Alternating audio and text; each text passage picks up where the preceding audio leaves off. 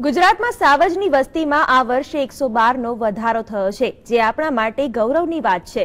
ગુજરાત સરકાર દ્વારા સિંહની વસ્તી અંદાજ અભિયાનની શરૂઆત કર્યા બાદ સિંહની સંખ્યામાં દર 5 વર્ષે વધારો જોવા મળી રહ્યો છે।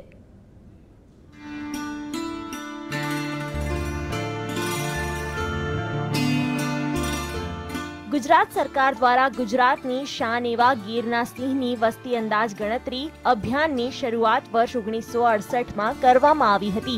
ત્યારબાદ દર 5 વર્ષે સિંહોની વસ્તી ગણતરી કરવામાં આવે છે। આગામી 5 વર્ષ પછી એટલે કે 2020માં સિંહોની વસ્તી ગણતરી કરવામાં આવશે। જે રીતે સિંહોની વસ્તીમાં વધારો થઈ રહ્યો છે તે જોતા લાગી રહ્યું છે કે આગામી વર્ષોમાં સિંહ જોવા માટે મુલાકાતીઓએ કલાકો સુધી રાહ નહીં જોવી પડે। એક નજર પાછલા કેટલાક વર્ષોના આંકડા પર કરીએ તો ખ્યાલ આવશે કે ગીરના સિંહોની સંખ્યામાં વધારો થઈ રહ્યો છે। વર્ષ 1975માં સિંહોની સંખ્યા 177 હતી, જ્યારે કે 1990માં તે વધીને 223 થઈ છે। 2001માં 327, જ્યારે કે 2005માં સિંહોની વસ્તી 359 નોંધાઈ હતી। 2010માં 411, જ્યારે કે 2015માં વધીને તે 523 થઈ છે।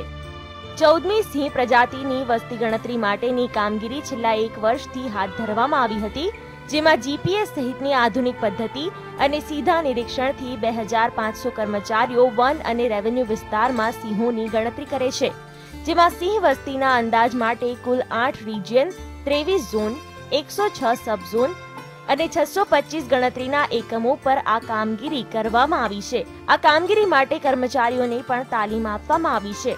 આ વર્ષે પ્રથમ વખત મહિલાઓ પણ વસ્તી ગણતરીમાં જોડાઈ હતી। મહિલા બીટગાર્ડ અને ફોરેસ્ટર સહિત 150 મહિલા કર્મચારીઓ ગીરમાં સિંહ વસ્તી અંદાજમાં સહભાગી બની હતી। 250 સ્વયંસેવકોને મદદ કરી આ કામગીરીમાં જોડવામાં આવ્યા છે।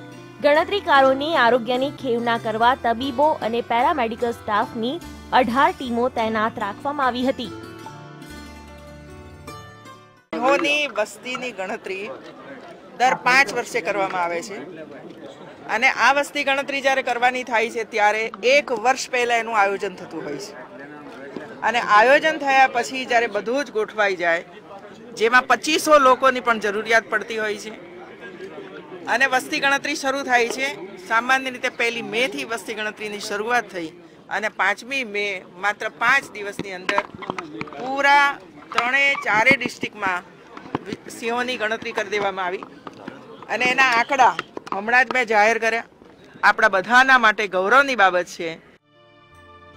આ તમામ લોકોની કામગીરીના અંતે તેમના ભેગા કરેલા ડેટાના આધારે ફાઇલ ડેટા તૈયાર કરવામાં આવ્યો હતો, જેમાં આ વર્ષે સિંહની વસ્તીમાં 27% વધારો જોવા મળ્યો છે। કેમેરામેન રોનક ગોસ્વામી સાથે આશકા જાની, GSTV, ગીર।